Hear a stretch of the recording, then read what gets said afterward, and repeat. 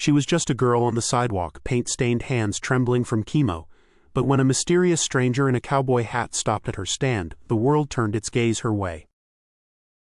In a quiet, often overlooked corner of Marlowe Street, 22-year-old Isla Reeve sat beside her small, paint-splattered easel. Her breaths came shallowly beneath the soft cotton scarf, carefully arranged to cover her bald head, a stark reminder of the lymphoma diagnosis that had upended her life. The city throbbed around her, cars honking, people rushing, conversations fading in and out, a chaotic symphony utterly oblivious to the silent, exhausting war being waged within her bloodstream. She felt invisible, a ghost haunting the edge of vitality. Isla had once been a star pupil at the city's prestigious art institute, her future seemingly mapped out in vibrant strokes and gallery openings. But the sudden arrival of lymphoma, aggressive and unforgiving, had forced her to drop out. Now, drowning in medical bills with no insurance safety net, her only remaining weapon against the rising tide of debt and despair was the worn paintbrush clutched in her hand. Art was no longer just expression, it was survival. Her world had shrunk to the confines of a tiny studio apartment, situated above the rumbling hum and chemical scent of a 24-hour laundromat. Canvases, finished and unfinished, leaned against every available wall space, transforming the small room into a chaotic gallery of her inner landscape. Each painting held a fragment of her soul, her fears, her dwindling hope, her fierce, quiet determination to fight back against the disease consuming her. Her initial attempt at selling her art on the sidewalk yielded a crumpled $40, barely enough to cover a single round of essential medications. It wasn't a fortune, not even close to what she needed, but as she clutched the bills, a genuine weary smile touched her lips for the first time in weeks. It was a fragile flicker, but it felt undeniably like hope. Day after day, Isla returned to the same patch of concrete on Marlowe Street. Whether under the harsh glare of the summer sun or the damp chill of a drizzly morning, she set up her easel and arranged her small collection of paintings. She offered a polite, sometimes strained smile to the stream of passers-by, desperately hoping someone, anyone, would see beyond the illness, beyond the scarf, and recognize the artist still burning within. Hundreds, perhaps thousands, walked past her corner each week. Some offered a sympathetic glance, others dropped $1 or loose change into her collection jar. A few paused briefly to look at her work, but most hurried on, caught in their own lives. No single act of kindness, no accumulation of small change, was enough to bridge the enormous gap between her reality and the cost of staying alive. Across the street, a young barista with kind eyes, working at the corner cafe, began noticing her daily vigil. He started bringing her a steaming cup of tea each morning, a small gesture of warmth against the city's indifference. "You know," he'd say quietly, setting the cup down beside her, "you're braver than anyone else I see on this street." His words were a small anchor in her turbulent days. The crisp white envelope arrived, bearing the sterile logo of the oncology clinic. The letter inside was polite but firm. Without a significant payment soon, her treatment would be discontinued. The news hit her like a physical blow. That evening, tears streamed down her face, blurring the blues and whites she was mixing on her palette, attempting to capture a clear sky she hadn't truly seen or felt in months. The side effects of chemotherapy were relentless, leaving her perpetually weak and nauseated. Her hands, once steady and precise, now trembled unpredictably, making detailed work a frustrating challenge. Yet she painted anyway. Each brushstroke became an act of defiance, every finished canvas a silent scream of frustration, pain, and resilience that the bustling world around her seemed unable or unwilling to hear. One particularly brutal afternoon, a sudden downpour ambushed the city.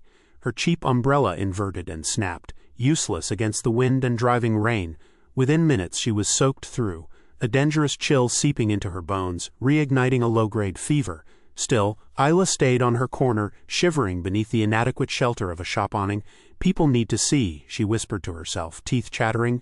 "They need to see what this looks like." He materialized almost out of nowhere, his arrival as quiet and unassuming as the gray streaks in his hair. He wore a simple, well-worn cowboy hat that shadowed a face etched with lines of experience. There was a slow, calm gravity about his presence that made him stand out from the hurried crowd. He didn't rush past. Instead, he stopped and simply stared at her current painting, a turbulent seascape, for several long, silent minutes. His voice, when he finally spoke, was a low gravel, unexpectedly gentle.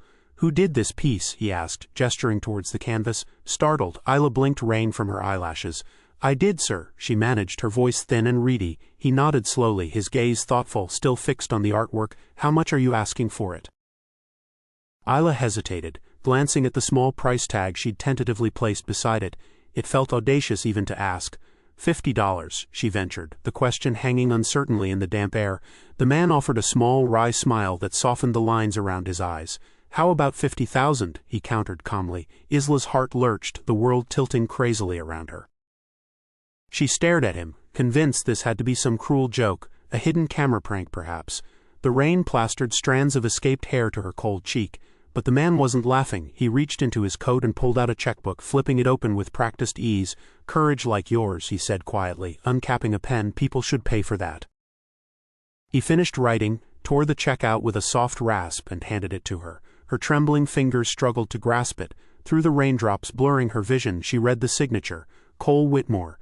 The name hit her with the force of recognition, the legendary, almost reclusive actor, famous for his stoic heroes in gritty westerns and unflinching war films. In that moment, the usual city noise seemed to recede. A few onlookers who had noticed the exchange gasped audibly. Smartphones suddenly emerged, their screens glowing in the gray afternoon. Camera flashes began to pop, capturing the tableau, the soaked, stunned young artist and the iconic actor standing calmly in the rain. Isla stood frozen, the check clutched in her hand, utterly speechless. By the next morning, the story, accompanied by those rain-streaked photos, had exploded. News websites, blogs, and social media feeds blazed with headlines like, "Struggling artist battling cancer saved by Hollywood legend Cole Whitmore," and "The $50,000 painting that captured a star's heart." Isla's image was everywhere. Her old, battered smartphone, usually silent save for clinic reminders, began buzzing incessantly. It wouldn't stop.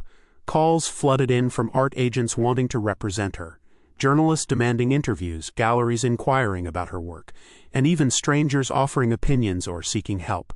The sudden deluge of attention was overwhelming, a chaotic noise replacing the quiet desperation of her previous life. Invitations poured in for television appearances and radio interviews. Sitting under bright studio lights, her scarf now a recognized symbol of her struggle, she spoke softly but with a newfound firmness. When asked about her ordeal, she'd often deflect, saying simply, "I wasn't trying to be brave, I was just trying to live." A curator from a prestigious avant-garde gallery in New York City called personally. "We've seen the photos, we've read the stories," the curator said, their voice hushed with respect. "Your work, your story, it deserves a proper wall.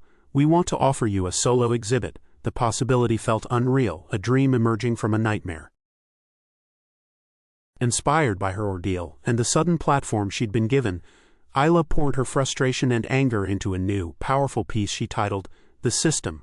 It was a haunting, abstract depiction of tangled red intravenous tubes constricting fragile human forms, set against oppressive, shadowy institutional structures. When unveiled, it sparked widespread debate online and in print about the crushing costs and inequities of the healthcare system. Amidst the flood of messages, one stood out. It was a photograph emailed from a pediatric oncology wing in Texas. A young girl, tethered to an oxygen mask, held up a printed copy of one of Isla's brighter paintings. Below the photo, a nurse had typed the girl's whispered words, "Tell her thank you. Tell her she makes me feel brave." Following the media frenzy, a major charitable foundation dedicated to supporting cancer patients reached out. Moved by her story and her art, they offered to cover the full cost of her remaining treatment, lifting the crippling financial burden that had overshadowed her fight for survival. Reading the confirmation email, Isla felt a profound sense of relief wash over her, allowing her, finally, to just breathe. The day she completed her last chemotherapy session was surreal. As she walked out of the infusion room, weak but upright, the nurses and other patients gathered, applauding softly as she reached out to ring the ceremonial brass bell hanging on the wall, signifying the end of treatment. Tears streamed down her face, not tears of fear or pain this time, but tears of overwhelming gratitude and the sheer weight of the burden being lifted. Weeks later, settled into a tentative post-treatment routine, a thick, cream-colored envelope arrived bearing a simple handwritten address. There was no return address, but she recognized the weight and quality. Inside, nestled within the folded paper, was a handwritten letter. The handwriting was strong and clear. Cole Whitmore wrote not of fame or money, but of resilience. "What you did out there on that sidewalk day after day," one line read, what you are, that shows more courage than any character I've ever played on screen. Don't let the noise of the world change your colors. Never stop painting." Fresh tears welled in Isla's eyes as she read his words, blurring the ink.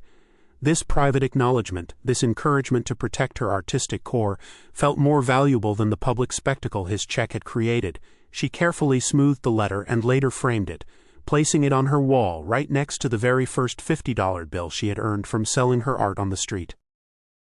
With her health stabilizing and her art gaining recognition, Isla felt an urgent need to redirect the wave of attention towards others facing similar struggles. She established a small non-profit organization she named Canvas of Courage, dedicated to providing art supplies and virtual workshops to young adults undergoing cancer treatment in hospitals, offering them the same outlet that had saved her. Her solo exhibition in the New York Gallery was packed. Critics, collectors, fellow artists, cancer survivors, and curious onlookers filled the space, drawn by her story and captivated by her art.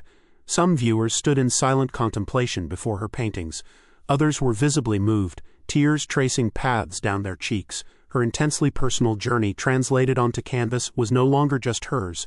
It resonated with a shared human experience of struggle and hope. During the bustling opening night, an elderly man with kind, familiar eyes lingered near her painting. The system. He wasn't press, nor a collector she recognized. He caught her eye, nodded towards the canvas with quiet approval, and whispered conspiratorially as he passed, "Cole would be proud of this one, really proud." He disappeared into the crowd before she could ask more, leaving her with a sense of mystery and connection. Major art magazines and cultural journals began featuring her work, dubbing her the Phoenix Artist, a symbol of rebirth and resilience emerging from the ashes of illness and despair. Her story, fused with the raw power of her art, had ignited not just interest, but a genuine movement celebrating art as a tool for survival and social commentary. Despite the newfound fame and demands on her time, Isla cherished the quiet hours back in her apartment studio, which still smelled faintly of turpentine and laundromat detergent. She often painted barefoot on the worn wooden floor, music playing softly, a contented smile on her face. The external noise hadn't extinguished the simple, profound joy of creation itself.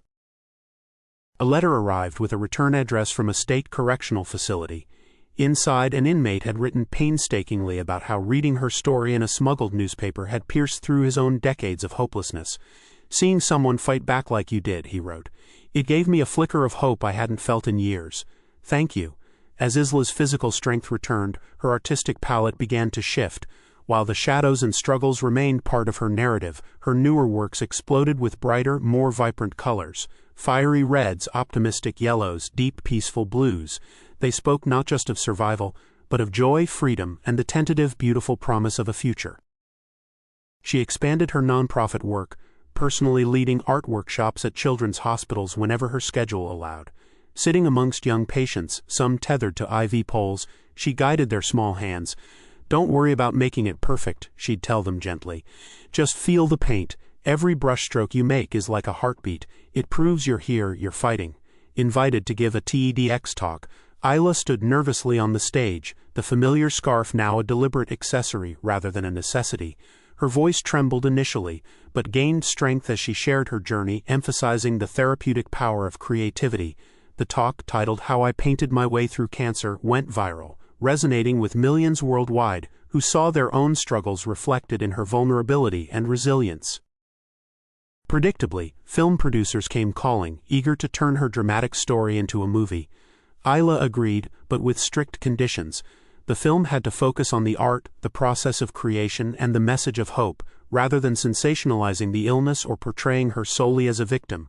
It was about the fight, not just the pain. As casting discussions began, Isla followed the news with amused detachment. Various well-known actresses were rumored to be auditioning for the role of Isla Reeve. She chuckled when a journalist asked for her opinion. "Whoever plays me," she quipped, "just make sure they know how to convincingly cry while mixing a perfect cerulean blue. That's the real challenge." At a glamorous film industry event celebrating independent cinema, she encountered Cole Whitmore once more. He approached her quietly, away from the flashing cameras. His eyes crinkled in that familiar smile. "Well now," he said, his gravelly voice warm, "you certainly look like you've been winning lately. There was a shared understanding in his gaze, a recognition of the journey. As a gesture of profound gratitude, Isla spent weeks working on a portrait of Cole Whitmore. It wasn't a Hollywood glamour shot, but a study of the quiet strength, the weathered lines, and the deep kindness she saw in him. She gifted it to him privately. He later told a mutual acquaintance it was the truest anyone had ever captured him on canvas. With her art commanding significant prices and the nonprofit flourishing, Isla finally moved out of the laundromat apartment. She found a spacious studio flooded with natural light from large skylights, with enough room to host small groups of students from her foundation, creating a vibrant hub of creativity and shared experience. The hospital where she had received her treatment commissioned her to paint a large-scale mural in their main lobby. Working tirelessly for weeks, Isla created a breathtaking 30-foot panorama filled with soaring birds, resilient flowers pushing through cracks, and abstract waves of color. She titled it, "Hope Doesn't Ask Permission." It quickly became a beloved landmark for patients, families, and staff. Periodically, Isla would auction one of her major works, with bidders including collectors and philanthropists from around the globe. These pieces consistently sold for substantial sums. She directed 100% of the proceeds directly to the oncology wing that had saved her life, funding patient support programs and comfort initiatives. One quiet Tuesday afternoon, Isla found herself back on Marlowe Street. She stood for a long moment on the exact corner where her life had irrevocably changed. The city buzzed around her just as it always had. Then she noticed a young man nervously setting up his own small easel displaying intricate pencil sketches. Their eyes met briefly. Isla walked over, pulling a brand-new, professional-grade brush set from her bag. Something she always carried now, just in case. She handed it to the startled young artist. "Keep going," she said softly. "Paint your truth. It always finds the right eyes eventually." She smiled, then walked away, leaving him staring after her, brushes in hand. Looking back at the whirlwind of the past few years, Isla knew with certainty that cancer, while a defining event, did not define her. Her choices to keep painting, to share her story, to give back, to embrace the future, those were the strokes that truly composed the portrait of her life. The pain had forged her purpose. Plans were underway for her first international exhibition, starting in London and hopefully traveling to Paris and Tokyo. Her story, intrinsically woven into her art, had transcended geographical borders and language barriers, touching hearts and sparking conversations about resilience, healthcare, and the power of creativity across the globe. Her paintings, once confined to her small apartment or a sidewalk display, now hung in places dedicated to healing and progress. Hospitals, schools, community centers, and even a special exhibit on art and human rights at the United Nations Gallery in Geneva. Her colors were becoming part of the visual language of hope. Art had quite literally saved Isla Reeves' life, first by providing the means to survive, then by giving her a voice, and finally by shaping her purpose. She dedicated herself to ensuring that the power of the canvas, the brush, and the creative spirit could offer that same lifeline of hope and healing to others navigating their own darkest hours. Sometimes, all it takes is one stranger to see the masterpiece hidden within your mess. Don't ever stop creating. Don't stop painting your truth. And if this story, my story, moved you in any way, please consider liking it, sharing it, and subscribing for more inspiration. Because hope, like art, spreads faster and shines brighter when we share it with the world.